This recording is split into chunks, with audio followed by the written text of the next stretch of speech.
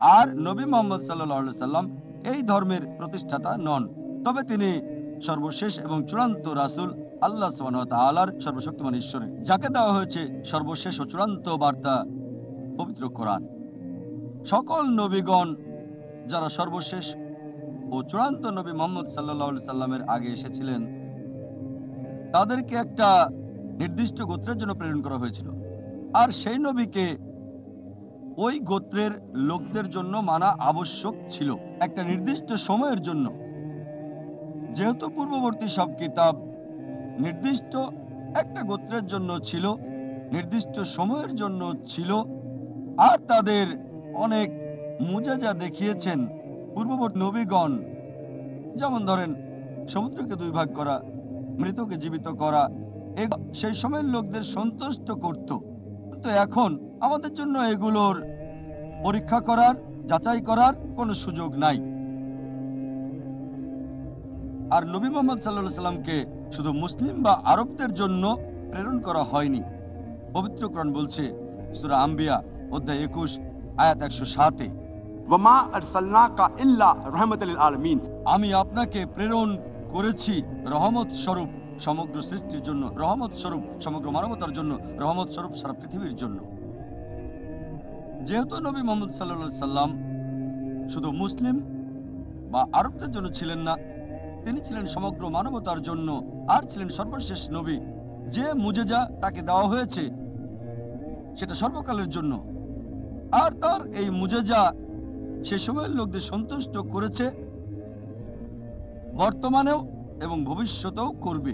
যেহেতু তিনি সর্বশেষ নবী, তার মুজিজাও সর্বকালের জন্য সবাইকে সন্তুষ্ট করবে, আর যাচাই করা যাবে শেষ দিন পর্যন্ত। যদিও নবী মুহাম্মদ সাল্লাল্লাহু আলাইহি সাল্লাম তিনি তখন নিজে শত শত মুজিজা দেখিয়েছেন, তবে সেগুলোর প্রতি গুরুত্ব দেননি। আর সমগ্র মুসলিম জাতি আমরা গর্ব করি তার চূড়ান্ত মুজিজার, সেটা হচ্ছে পবিত্র কোরআন, যেটা সর্বশেষ এবং চূড়ান্ত বার্তা আল্লাহ সুবহানাহু ওয়া তাআলার সর্বশক্তিমান ঈশ্বরের সর্বশেষ এবং চূড়ান্ত নবী মুহাম্মদ সাল্লাল্লাহু আলাইহি সাল্লামের প্রতি।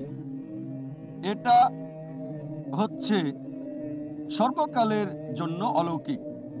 এটা সেই সময়ের লোকদের সন্তুষ্ট করেছে, এখনো সন্তুষ্ট করছে এবং শেষ দিন পর্যন্ত করবে। এটা সেই সময় পরীক্ষা এবং যাচাই গেছে, এখনো যাচাই করা যায় এবং ইনশাআল্লাহ এটাকে যাচাই এবং পরীক্ষা করা যাবে শেষ দিন পর্যন্ত। এ কারণেই এটা হচ্ছে অলৌকিকের অলৌকিক।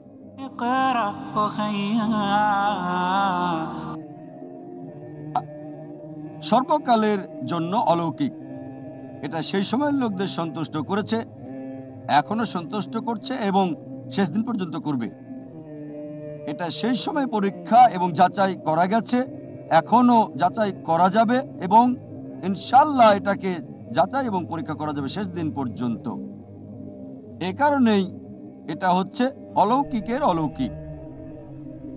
আর কোরআন সম্পর্কে বললে যে কোনো মানুষ যার কোরআন বিষয়ে কিছুটা জানা আছে, হোক মুসলিম বা অমুসলিম, এটা স্বীকার করবে যে কোরআন যে মানুষটি প্রথম তেলাওয়াত করেছিলেন তার নাম মুহাম্মদ সাল্লাল্লাহু আলাইহি সাল্লাম। তিনি জন্মগ্রহণ করেছিলেন আরবের মক্কাতে। আর এই বিষয়টাতে কারো দ্বিমত নাই। যে কোনো লোক যার কোরআন বিষয়ে একটু জ্ঞান আছে, হোক সে মুসলিম অথবা অমুসলিম। এখন যদি আমরা কোরআনের উৎসের ব্যাপারে আসি, অনেক যুক্তি, উত্তর, অনুমান ইত্যাদি রয়েছে। এগুলোকে তিনটি শ্রেণীতে ভাগ করা যায়। প্রথমটা হচ্ছে নবী মুহাম্মদ সাল্লাল্লাহু আলাইহি সাল্লাম তিনি সচেতনভাবে, অর্ধচেতনভাবে অথবা অচেতনভাবে কোরআনের লেখক। দ্বিতীয় প্রকার হচ্ছে নবী মুহাম্মদ কোরআন রচনা করেছেন অন্য কোনো উৎস থেকে বা নকল করেছেন, অন্য কোনো ধর্মগ্রন্থ থেকে চুরি করেছেন তিনি। তৃতীয় প্রকার হচ্ছে এর কোনো মানবীয় লেখক নেই, মানবীয় উৎস নেই, বরং আক্ষরিক অর্থেই সর্বশক্তিমান আল্লাহ তাআলার বাণী। কোরআনের উৎসের ব্যাপারে যে কোনো ধারণায় হোক এই তিন শ্রেণীর মধ্যেই পড়বে সেটা। শর্তটা মতামত থাক, এই তিন প্রকারের মধ্যেই সেটা পড়বে। আজকে আমরা পরীক্ষা আর যাচাই করব বিভিন্ন মানুষের দেওয়া বিভিন্ন অনুমান আর মতামতের। সবগুলো বলার হয়তো সময় হবে না, যেহেতু সময় খুবই সীমিত। আমি আলোচিত আর গুরুত্বপূর্ণ মতামতগুলো নিয়ে এখানে শুধু কথা বলবো। প্রথমে দেখব নবী মুহাম্মদ সাল্লাল্লাহু আলাইহি সাল্লাম কি কোরআনের রচয়িতা হতে পারেন?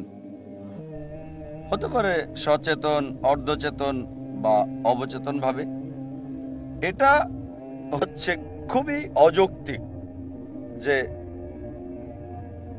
কোনো ব্যক্তি স্বীকার করবে না বা কেউ বলবে না এমন কোনো বিখ্যাত কাজ করার পর, হোক সেটা সাহিত্য অথবা বিজ্ঞান, যা কিছু এমন বিষয় বলেছেন ইসলামের সমালোচকেরা, তারা বলে নবী মুহাম্মদ সাল্লাল্লাহু আলাইহি সাল্লাম কোরআনের রচয়িতা।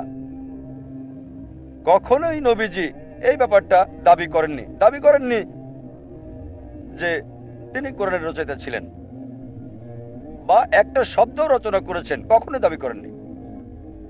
তিনি দাবি করেননি যে কোরআন তিনি নিজে রচনা করেছেন, আর কোরআন হচ্ছে আরবি ভাষার শ্রেষ্ঠ কাজ। তাহলে কেন একজন ব্যক্তি এই শ্রেষ্ঠ কাজের কৃতিত্বটা নেবেন না? কেন মিথ্যে বলবেন?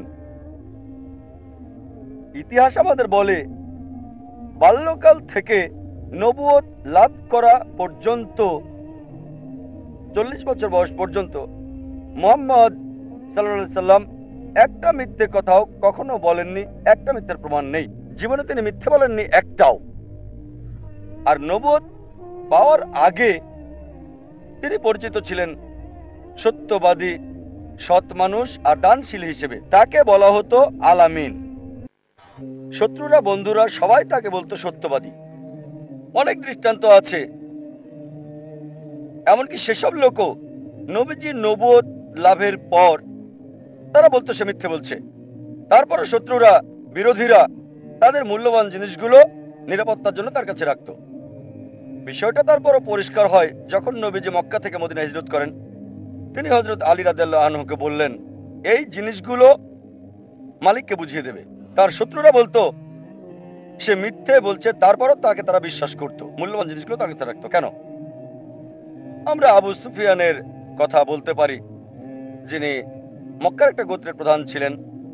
যখন তিনি রাজা হারক্লাউসের কাছে গেলেন, তার সাহায্য চাইলেন, তখন রাজা জিজ্ঞেস করলেন যে তোমার কি মনে হয়, তোমার জানা মতে এই নবী কখনো মিথ্যে বলেছে অথবা কখনো কি সে অবিচার করেছে? আবু সুফিয়ান সে সময় সে নবীজির শত্রু ছিল, সে উত্তর দিল না। তাহলে কেন এমন সৎ, বিশ্বাসী, দানশীল ব্যক্তি মিথ্যে কথা বলবে? চলুন এবারে প্রাচ্যবিদ আর ইসলামের সমালোচকদের বিভিন্ন অভিযোগগুলো বিশ্লেষণ করে দেখি মুহাম্মদ সাল্লাল্লাহু আলাইহি সাল্লামের বিরুদ্ধে। আলোচিত বিষয়গুলো দেখব। ইসলামের সমালোচকদের একটা অভিযোগ হচ্ছে যে নবী মুহাম্মদ মিথ্যে বলেছে যে সে কোরআনের রচয়িতা নয়, আর ঈশ্বরের উপর চাপিয়ে দিয়েছে স্বার্থ হাসিলের জন্য। আমরা জানি অনেক মানুষই তারা নিজেকে নবী দাবি করেছিল, ধর্মপ্রচারক দাবি করেছিল, নিজেকে সাধু দাবি করেছিল বিলাসবহুল জীবনযাপনের জন্য। পৃথিবীতে এমন হাজার হাজার উদাহরণ আছে, এমনকি এখনো। কিন্তু যদি নবীজির জীবনের দিকে তাকাই, তিনি নবুয়ত পাওয়ার আগে বিলাসবহুল জীবনযাপন করেছেন নবুয়তের পরের জীবনের চেয়ে। তিনি বিয়ে করেছিলেন 25 বছর বয়সে একজন ধনী মহিলাকে, যার নাম খাদিজা রাদিয়াল্লাহু আনহা। আর নবুয়ত পাওয়ার পরের জীবনটা ছিল তার খুবই কষ্টের। যদি চাইতেন, নবুয়তের পর তার জীবন আরো বিলাসবহুল হতো, যেমনটা এখনকার নবী আর সাধু দাবিকারীদের ক্ষেত্রে দেখা যায়। এছাড়াও অনেক সহিহ হাদিসে আমরা দেখতে পাই, নববীর হাদিস সহ রিয়াদুস সালেহিন 492 নম্বর হাদিস, যে তার একজন স্ত্রী হযরত আয়েশা রাদিয়াল্লাহু আনহা তিনি বললেন যে এমনও সময় ছিল যখন চুলায় কোনো আগুন জ্বলতো না 1 মাস বা 2 মাসের জন্য। তার মানে এই 1 মাস বা 2 মাস রান্না করার মতো কিছু ছিল না। আর আমরা কিছু খেজুর এবং পানি খেতাম, মাঝে মাঝে প্রতিবেশীদের দেওয়া দুধ। এরকম অনেক উদাহরণ রয়েছে। এমনকি কোরআনের আয়াতও রয়েছে যে তার জীবনটা খুবই সাধারণ ছিল। সব ক্ষমতা থাকার পরও তিনি নেতা ছিলেন, চাইলে আরবের সবচেয়ে বিলাসবহুল জীবনযাপন তিনি করতে পারতেন। এ কারণে কোনো এক সময় আমাদের নবীজির স্ত্রীগণ তখন প্রতিবাদ করলেন আর বললেন, আমরা এমন জীবনযাপন করব কেন আমাদের এত বিলাসিতার সুযোগ থাকার পরও? সাথে সাথে আল্লাহ সুবহানাহু ওয়া তাআলা আয়াত নাজিল করলেন, সূরা আহজাব অধ্যায় 33 আয়াত 28 ও 29। বলা হয়েছে, হে নবী, আপনার সাথীদের বলুন, স্ত্রীদের বলুন, যদি তারা চায় এই দুনিয়ার সুখ, চাকচিক্য চায়, আমি তোমাদের মুক্ত করে দেব। তোমরা তা করতে পারো, আমি তোমাদের অনেক সম্পদ দেব। কিন্তু যদি আখিরাতের জীবন চাও, তাহলে সেটা আখিরাতের তোমাদের দেওয়া হবে। তার মানে তার স্ত্রীগণের আপত্তি, কেন এমন সাধারণ জীবন যাপন করব? মুহাম্মদ সাল্লাল্লাহু আলাইহি সাল্লামকে 1 নম্বরে রেখেছেন মানব ইতিহাসের সবচেয়ে প্রভাবশালী ব্যক্তি হিসেবে। তাই তিনি নেতা হতে চাইলে দাবি করতেন না যে কোরআন ঈশ্বরের পক্ষ থেকে, আসলে যদি তিনি রচনা করতেন। আর মাইকেল এইচ হার্ট কারণ দেখিয়েছেন প্রত্যেকের জন্য কেন 1 নম্বর, 2 নম্বর, 3 নম্বরে দিয়েছেন। আর বায়োগ্রাফির শেষ দিকে তিনি লিখেছেন, এটা প্রশ্নাতীত সততা এবং ধর্মীয় প্রভাব যা নবী মুহাম্মদ সাল্লাল্লাহু আলাইহি সাল্লামকে সন্দেহাতীতভাবে 1 নম্বরে নিয়ে এসেছে, যিনি মানব ইতিহাসে সবচেয়ে বেশি প্রভাব বিস্তার করেছিলেন। নবী মুহাম্মদ সাল্লাল্লাহু আলাইহি সাল্লাম যদি চাইতেন খ্যাতি, যশ, ক্ষমতা, নেতৃত্ব, তিনি তা পেতেন। তার মধ্যে সব গুণই ছিল। মিথ্যে বলে কোরআনকে সর্বশক্তিমান ঈশ্বরের প্রতি আরোপের দরকার ছিল না, তার সব সম্ভাবনাই ছিল। যদি যৌক্তিকভাবে দেখেন, যদি কেউ ক্ষমতা, খ্যাতি, নেতৃত্ব, যশ, মর্যাদা চায়, পাশাপাশি তার সাথে ভালো খাবার, সুন্দর পোশাক, সুন্দর বাসস্থান, মনোরম প্রাসাদ, নিরাপত্তা ইত্যাদিও থাকে। কিন্তু যদি নবীজি মুহাম্মদ সাল্লাল্লাহু আলাইহি সাল্লামের জীবনী দেখেন, নিজে কাপড় ধুতেন, নিজের জুতো মেরামত করতেন, দুধ দোয়াতেন, আর গৃহস্থালির সমস্ত কাজ নিজেই করতেন। তিনি মাটিতে বসে খেতেন। তিনি যখন যেতেন বাজারে, সাথে কোনো দেহরক্ষী থাকতো না। সরলতা এবং নম্রতার বিরল দৃষ্টান্ত ছিলেন তিনি। যে কেউ তাকে দাওয়াত করত, হোক সে দরিদ্র মানুষ, তিনি দাওয়াত গ্রহণ করতেন, আর যে সমস্ত খাবার দেওয়া হতো তিনি খেতেন। এইসব কারণে তার শত্রুরাও বলাবলি করত, যা পবিত্র কোরআনে বলা আছে, সূরা তাওবা অধ্যায় 9 আয়াত 61। আর সে সবার কথাই শোনে, রাগান্বিত হয়ে বলতো, আরে কেমন লোক, সে সবার কথাই শোনে, ধনী বা গরিব, সবার কথা। অনেক দৃষ্টান্ত আর উদাহরণ রয়েছে যেগুলো ইতিহাসের পাতায় লিপিবদ্ধ আর হাদিসে আছে। এমন একটা ঘটনা আছে, তা হলো আরব মুশরিকদের একজন প্রতিনিধি, নাম হলো উতবা। সে নবীজির কাছে এসে বলল যে আরবের সব সম্পদ আপনাকে দিয়ে দেব, আমরা আরবের সবচেয়ে ধনী লোক বানাবো আপনাকে, আপনি চাইলে আমাদের নেতা বানাবো, আপনাকে রাজা বানাবো। বিনিময়ে আপনাকে যা করতে হবে তা হলো এই কথা প্রচার থেকে বিরত থাকবেন যে আল্লাহ এক। যদি নবীজি নেতৃত্ব চাইতেন, যদি রাজা হতে চাইতেন, প্রস্তাব গ্রহণ করতে পারতেন, সহজ ছিল। অনেক ঘটনা রয়েছে যখন আরবের মুশরিকরা তার চাচা আবু তালিবকে বলল যে তোমার ভাতিজাকে বিরত হতে বলো বিশ্বভ্রাতৃত্বের আহ্বান আর এক ঈশ্বর থেকে। নবীজি চাচাকে উত্তর দিলেন, যদি তারা আমার ডান হাতে সূর্য আর বাম হাতে চাঁদ এনে দেয়, আমি বিরত হব না সত্য প্রচারে। আমি সত্য প্রচারে থামবো না যতদিন আমার জীবন আছে। অথবা আল্লাহ যদি না চান। এক সময় নবীজির ছেলে ইব্রাহিম মারা গেলেন, আর তখন সূর্য গ্রহণ হচ্ছিল। লোকজন বলা বলি করলো, এটা ঈশ্বরের নিদর্শন, সূর্য বিষণ্ণ হচ্ছে, কারণ একজন মারা গেছে, সে হচ্ছে নবী মুহাম্মদ সাল্লাল্লাহু আলাইহি ওয়াসাল্লামের ছেলে। তারপর নবীজি উত্তর দিলেন আর বললেন, সূর্য এবং চন্দ্র এগুলো আল্লাহ সুবহানাহু ওয়া তাআলার সৃষ্টি। কোন মানুষের জন্ম অথবা মৃত্যুর কারণে চন্দ্র সূর্য গ্রহণ হয় না। যদি তিনি খ্যাতি আর ক্ষমতা চাইতেন, তার জন্য সুযোগ ছিল, তিনি বলতে পারতেন, হ্যাঁ আমার ছেলে মারা গেছে, আমি দেখছি স্বর্গ কাঁদছে। তিনি তা বলেননি, কারণ তিনি সত্যবাদী। কিছু সমালোচক তারা বলে নবী মুহাম্মদ সাল্লাল্লাহু আলাইহি ওয়াসাল্লাম নাউজুবিল্লাহ কোরআনকে আরোপ করেছিলেন ঈশ্বরের প্রতি, কারণ তিনি আরবদের একত্রিত করতে চেয়েছিলেন। আর এটা আরব ইউনিটি এবং লিবারেশন থিওরি হিসেবে পরিচিত। অনেক থিওরির কথাই বলেছে সমালোচক আর প্রাচ্যবাদীরা। পবিত্র কোরআনে এমন একটা এত নেই যেটা বলে বা ইশারা ইঙ্গিতে বলেছে আরব ঐক্যের কথা, একটাও নেই। একটা তো কোনোভাবে বলছে না ঐক্যের ব্যাপারে বা আরবদের স্বাধীনতার ব্যাপারে। কোরআনে উম্মার কথা আছে, জাতির কথা, সমগ্র মানব জাতির। আর একজন মানুষের উপর আরেকজন মানুষের শ্রেষ্ঠত্বের বৈশিষ্ট্য জাতের ভিত্তিতে নয়, বর্ণের ভিত্তিতে নয়, সম্পদের নয়, লিঙ্গের ভিত্তিতে নয়, এটা তাকওয়ার ভিত্তিতে।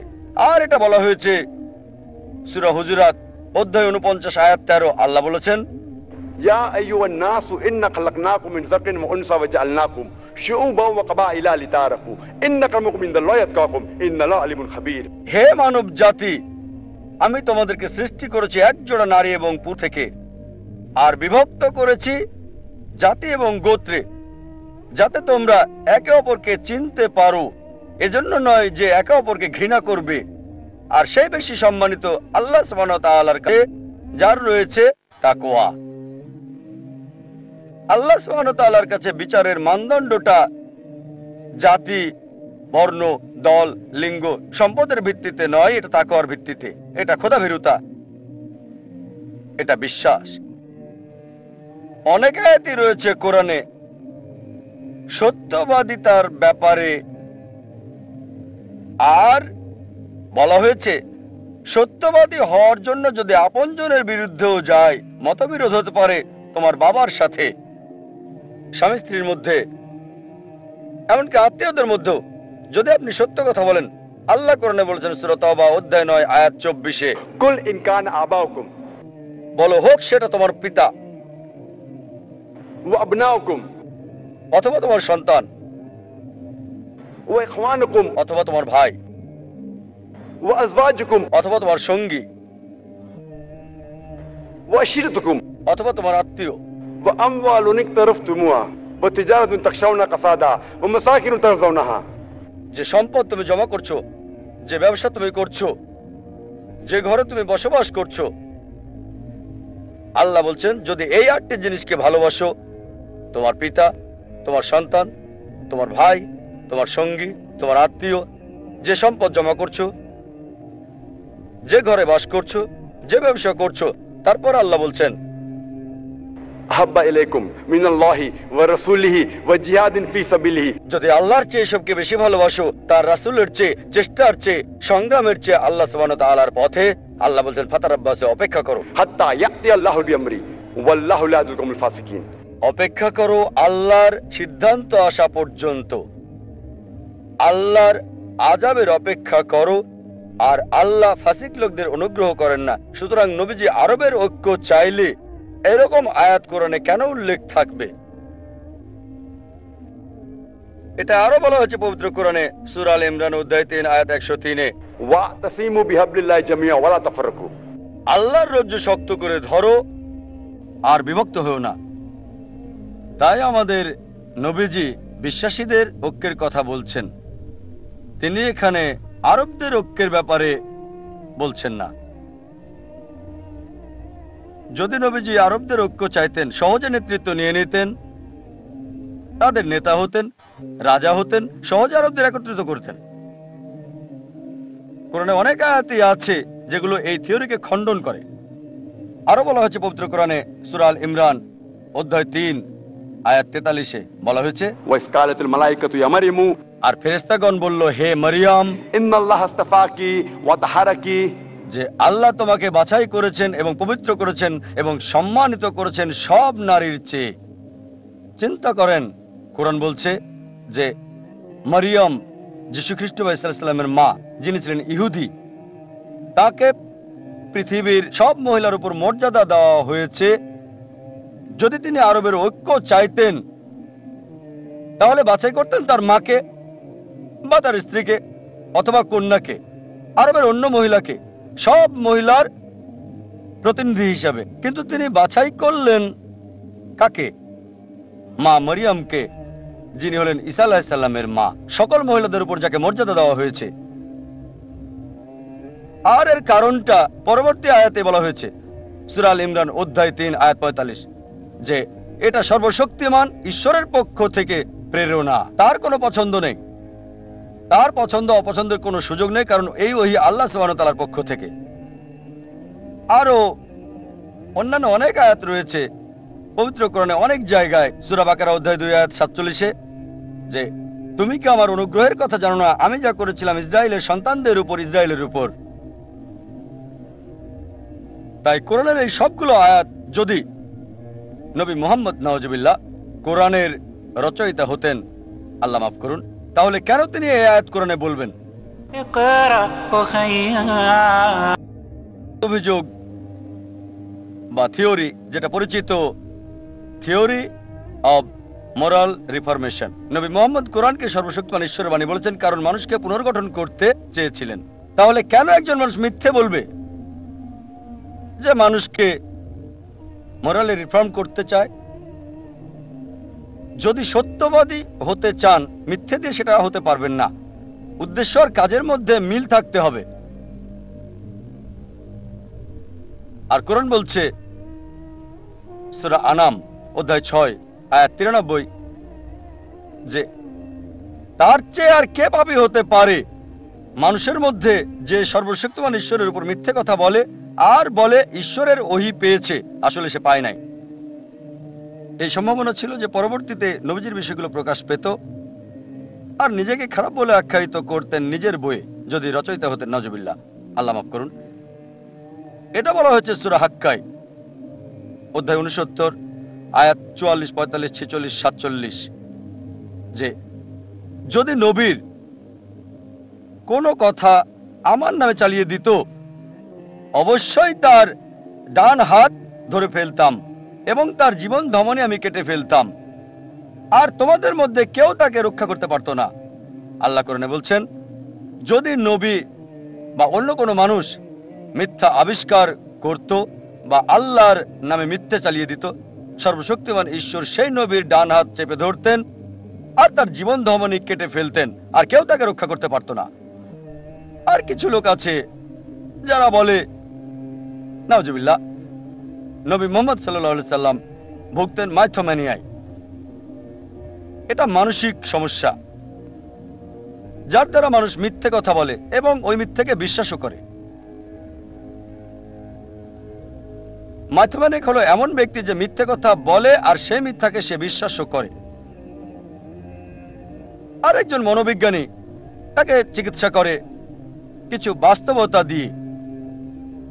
ধরেন কেউ বলল যে আমি রাজা, চিকিৎসক তাকে বলবে না যে তুমি ঘোরে আছো, চিকিৎসক বলবে তুমি রাজা। তাহলে রানী কোথায়? তখন মাইথমেনেক বলবে, রানী তার মায়ের প্রাসাদে গেছে। তোমার মন্ত্রী কোথায়? মন্ত্রী মারা গেছে। দেহরক্ষীরা কোথায়? আপনি যত তাকে বাস্তবতার মুখোমুখি করবেন তখন সে বলবে যে আমি রাজা নই। আর যদি আপনি কোরআন দেখেন, কোরআন বাস্তবতার কথা বলে, বাস্তবতার উদাহরণ দিতে থাকে, বাস্তবতার। তাই কোরআন হলো মাইথোম্যানিয়াকদের জন্য চিকিৎসা। এটা মাইথোম্যানিয়াক রোগীর লেখা বই নয়, নাউজুবিল্লাহ। এছাড়াও আরো কিছু সমালোচক যারা বলে আর বিশ্বাস করে ধর্মীয় ইলিউশন থিওরিতে, বলে যে নবী মুহাম্মদ সাল্লাল্লাহু আলাইহি সাল্লাম কোরআন রচনা করেছেন তার জ্ঞানে, অভিজ্ঞতা থেকে, বিভিন্ন ঘটনা, পারিপার্শ্বিকতা না জেনে নিজেই কোরআন রচনা করেছেন। অনেকে বলে নাউজুবিল্লাহ, আল্লাহ মাফ করুন, তিনি পাগল ছিলেন। এখন যে লোকের মোহ আছে অথবা কোনো পাগল ব্যক্তির পক্ষে এত সুশৃঙ্খল আর সুষ্ঠুভাবে দৃঢ় থাকা 22 বছরের বেশি সময় সম্ভব না। কোরআন এক সময়ে বা একদিনে বা এক মুহূর্তে নাজিল করা হয়নি, এটা 22 বছরের বেশি সময়ে নাজিল করা হয়েছে। কোনো ব্যক্তি যার মোহ আছে বা মানসিক রোগের পক্ষে 22 বছরের বেশি সময় দৃঢ় থাকা সম্ভব নয়। অনেক উপলক্ষই আছে, যেমন ধরেন সূরা কাহফ অধ্যায় 18 আয়াত 22। যখন লোকজন গুহাবাসীর ব্যাপারে প্রশ্ন করত বা জুলকারনাইন সম্পর্কে, তিনি বলতেন আগামীকাল তোমাকে বলবো, কিন্তু নবীজি পরদিন উত্তর দিতে পারেননি। তাকে 15 দিন পর্যন্ত অপেক্ষা করতে হয়েছে, যতক্ষণ না সূরা কাহফ নাজিল হয় অধ্যায় 18 আয়াত 23 এবং 24, যে হে নবী, কখনো তুমি কোনো কথা নিজে বলো না ইনশাল্লাহ ছাড়া, যদি আল্লাহ চান। চিন্তা করেন, 15 দিন নবীজি টেনশনে ছিলেন, চিন্তিত ছিলেন, কেন ওহী আসছে না আমার কাছে। তারপর আল্লাহ ওহী পাঠালেন যে কখনো বলো না আমি আগামীকাল বলবো ইনশাল্লাহ ছাড়া, মানে যদি আল্লাহ চান, যদি ঈশ্বর চান। যদি তিনি নিজে কোরআন লিখতেন, সাথে সাথে উত্তর দিতেন বা পরবর্তীতে উত্তরটা দিতেন। আর দেরি হওয়ার কারণে অনেকে ইসলাম ধর্ম গ্রহণ করেছিল। তারা বুঝেছিল এটা কোনো মানুষের রচনা হতে পারে না, এটা অবশ্যই ঐশ্বরিক বাণী। আর এই আয়াত এখন আমরা পবিত্র কোরআনে দেখতে পাই। যদি তিনি নিজে রচনা করতেন তাহলে কেন তিনি এই আয়াত উল্লেখ করবেন কোরআনে? এর মানে নবী মুহাম্মদ সাল্লাল্লাহু আলাইহি ওয়াসাল্লাম নাউজুবিল্লাহ পাগল ছিলেন না, মোহে ছিলেন না। আরেক শ্রেণীর মানুষ যারা বলে নবী মুহাম্মদ সাল্লাল্লাহু আলাইহি ওয়াসাল্লাম নাউজুবিল্লাহ পাগল ছিলেন, যখন বলবেন কিভাবে পাগল ছিলেন, তারা বলবেন না আসলে মিথ্যাবাদী, প্রমাণ করবেন মিথ্যাবাদী না, তখন তারা বলে দুটোই ছিল। একজন মানুষ হয় পাগল হবে না হয় মিথ্যাবাদী, কখনো দুটোই হতে পারে না। কারণ একজন পাগলকে যখন প্রশ্ন করবেন সাথে সাথে উত্তর দিবে, হোক যৌক্তিক বা অযৌক্তিক। একজন মিথ্যাবাদী চিন্তা করবে, চেষ্টা করবে আর সঠিক উত্তর দেবে। তাই দুটো হচ্ছে সাংঘর্ষিক। আমরা জানি নবী তিনটার কোনোটাই ছিলেন না, পাগলও ছিলেন না, মিথ্যাবাদীও না, কোনোটাই ছিলেন না। তাই এই সবগুলো উত্তর থেকে নিশ্চিত ভাবে আমরা বলতে পারি নবী মুহাম্মদ সাল্লাল্লাহু আলাইহি ওয়াসাল্লাম কোরআন রচনা করেননি। এবার দ্বিতীয় ক্যাটাগরি নিয়ে বলি, যে নবীজি কোরআন অন্য উৎস থেকে শিখেছিলেন বা নকল করেছেন অথবা অন্য ধর্মগ্রন্থ থেকে তিনি চুরি করেছিলেন। বিভিন্ন ধরনের অভিযোগ করে থাকে অমুসলিমরা আর ইসলামের সমালোচকেরা যে নবী মুহাম্মদ কোরআন শিখেছিলেন একজন রোমান কামারের কাছে, সে মক্কার নিকটে বাস করত। আল্লাহ সুবহানাহু ওয়া তাআলা ওহী নাজিল করলেন সূরা নাহল অধ্যায় 16 আয়াত 103। আমি জানি তারা বলে তুমি অন্য কারো কাছ থেকে কিতাব শিখেছো, কিন্তু তারা জানে না তার ভাষা আরবি ছিল না, আর কোরআন ছিল বিশুদ্ধ আরবি ভাষায়। রোমান কর্মকার খুব একটা আরবি জানতো না, সে ছিল বিদেশি। আর আপনি বলছেন নবীজি তার কাছে শিখেছিল, আর কোরআন এই বই রচনা করা হয়েছে বিশুদ্ধ সুন্দর আরবি ভাষায়। অনেকটা এমন যে একজন চাইনিজ যে ভালো ইংরেজি জানে না, সে শেক্সপিয়ারকে কবিতা লেখা শিখিয়েছে। আরেকটা অভিযোগ যে নবীজি মুহাম্মদ সাল্লাল্লাহু আলাইহি ওয়াসাল্লাম কোরআনের বিষয়গুলো জেনেছিলেন ওরাকার নিকট। ওরাকা ইবনে নফল নবীজির স্ত্রী হযরত খাদিজা রাদিয়াল্লাহু আনহার আত্মীয়। তবে ইতিহাস পড়লে জানা যায় যে নবী মুহাম্মদ সাল্লাল্লাহু আলাইহি ওয়াসাল্লামের ওরাকার সাথে সাক্ষাৎ হয়েছে মাত্র 2 বার। প্রথম তুমি তো এর আগে কোনো কিতাব পড়নি, কোরআন নাজিলের আগে অন্য কোনো বইও তুমি কখনো লেখনি এর আগে। তাহলে তো সন্দেহ পোষণকারীরা সন্দেহ করত, তার মানে সর্বশক্তিমান ঈশ্বর যিনি সব জানেন, তিনি জানতেন যে লোকজন অভিযোগ তুলবে যে কোরআন নবীজি রচনা করেছেন। তিনি এটা জানতেন, তাই সর্বশেষ এবং চূড়ান্ত বার্তাবাহক নবী মুহাম্মদ সাল্লাল্লাহু আলাইহি ওয়াসাল্লাম ছিলেন নিরক্ষর, উম্মি। সমালোচকদের জন্য এই সুযোগ নেই, একটা অভিযোগ করার মতো কোনো সুযোগ নেই। আল্লাহ সামান্য কোনো সুযোগও দেন নাই অহংকারীদের জন্য। সামান্য সুযোগও রাখেননি যে কেউ হয়তো বলবে নবীজি কোরআন লিখেছেন। এটার উল্লেখ আছে সূরা আরাফ অধ্যায় ৭ আয়াত ১৫৭। বলা হয়েছে যে তারা নিরক্ষর নবীর অনুসরণ করে, যার কথা তাদের গসপেলে উল্লেখ করা আছে, তাদের গ্রন্থে আছে। এখানে বলা হয়েছে নবীজি ছিলেন অশিক্ষিত, নিরক্ষর। আর আমরা দেখি অনেক ভবিষ্যৎবাণী আছে নবীজি সম্পর্কে ওল্ড টেস্টামেন্টে আর পাশাপাশি নিউ টেস্টামেন্টেও, বাইবেলের অনেক জায়গায় বলা হয়েছে। আর এটা স্পষ্টভাবে বলা হয়েছে বুক অব আইজায়া অধ্যায় ২৯ অনুচ্ছেদ ১২ যে তাকে কিতাব দেওয়া হবে যে পড়তে জানে না। যখন তাকে বলা হবে পড়ো, এটা পড়ো, সে বলবে আমি পড়তে পারি না। ঠিক এই ব্যাপারটাই ঘটেছিল যখন প্রথম ওহী নাজিল হলো নবী মুহাম্মদ সাল্লাল্লাহু আলাইহি ওয়াসাল্লামের কাছে। যখন ফেরেশতা জিবরাইল বলল ইকরা, পড়ো, তিনি বললেন মা না বিকারি, আমি পড়তে পারি না। তাই একজন নিরক্ষর নবীর পক্ষে সম্ভব নয় নকল করা। আর ইতিহাস বলে যে প্রথম আরবি বাইবেল, আরবি ভার্সন, আরবি লেখা বাইবেলের অনুবাদ ছিল নবীজির জীবিত অবস্থায়। ওল্ড টেস্টামেন্টের প্রথম অনুবাদ লিখেছেন আট-সাদিয়ন জিয়াস ৯০০ শতাব্দীতে, প্রায় নবীজির মৃত্যু ২৫০ বছর পরে। প্রথম আরবি নিউ টেস্টামেন্ট লিখেছিলেন বা অনুবাদ করেছিলেন আরপেনিয়াস ১৬১৬ খ্রিস্টাব্দে, নবীজির মৃত্যুর ১০০০ বছর পরে। তাই এখানে বাইবেল থেকে নকল করার প্রশ্ন আসছে কি করে? অনেকেই আছে যারা বলে নবীজি নাউজুবিল্লাহ কোরআন বাইবেল থেকে নকল করেছেন। আর আমরা মানি যে কোরআন এবং বাইবেলের মধ্যে যথেষ্ট মিল রয়েছে। শুধু কোরআন এবং বাইবেলে যে যথেষ্ট মিল রয়েছে তার মানে এই নয় যে কোরআন বাইবেল থেকে নকল করা হয়েছে। এর সম্ভাব্য কারণ হয়তো দুটোরই উৎস এক। আমরা জানি সকল ঐশী গ্রন্থের উৎস এক, সর্বশক্তিমান ঈশ্বর। ধরেন একজন ছাত্র এ পরীক্ষায় সে বিজ্ঞানের বই থেকে নকল করেছে, স্টুডেন্ট বিও সে একই বই থেকে নকল করেছে। তার মানে এই নয় যে বি নকল করেছে এ কে অথবা এ করেছে বি কে, দুজনে নকল করেছে আসল উৎস বিজ্ঞানের বই থেকে। একইভাবে সব ওহির উৎস সর্বশক্তিমান ঈশ্বর।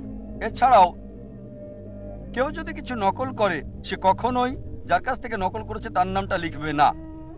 কোরআন নবী ঈসা আলাইহিস সালামকে যথাযথ সম্মান দিয়েছে। তিনি বাইবেল থেকে নকল করলে কেন তিনি ঈসা আলাইহিস সালামকে সম্মান দেখাবেন? যদি কেউ তার নিকট কারো কাছ থেকে নকল করে সে কখনোই বলবে না যে আমার প্রতিবেশী খুব ভালো বা বিজ্ঞানে খুবই মেধাবী।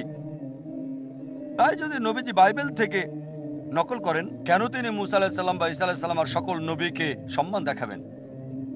যদি তারা বলে যে কোরআন নকল করা হয়েছে বাইবেল থেকে কারণ অনেক ক্ষেত্রে মিল আছে। এখন যদি বলি যিশু ঈসা আলাইহিস সালাম নাউজুবিল্লাহ তিনি ওল্ড টেস্টামেন্ট থেকে নকল করেছেন কারণ অনেক মিল রয়েছে ওল্ড টেস্টামেন্ট এবং নিউ টেস্টামেন্টে। আমরা জানি মিল থাকার কারণ দুটোই একই উৎস থেকে এসেছে, মানে এক, সর্বশক্তিমান ঈশ্বর। আর আমরা ইসলামে 4টি ঐশিক গ্রন্থের কথা জানি, তাওরাত, জাবুর, ইনজিল আর কোরআন। তাওরাত হলো সেই ওহী গ্রন্থ যা মুসা আলাইহিস সালামের উপর নাজিল হয়েছে। জাবুর হলো সেই ওহী গ্রন্থ যা দাউদ আলাইহিস সালামের উপর নাজিল হয়েছে। ইনজিল হলো সেই ওহী গ্রন্থ যা দেওয়া হয়েছে নবী সাল্লাল্লাহু আলাইহি সাল্লামকে। আর পবিত্র কোরআন হলো সর্বশেষ এবং চূড়ান্ত বার্তা যা দেওয়া হয়েছে সর্বশেষ বার্তাবাহক নবী মুহাম্মদ।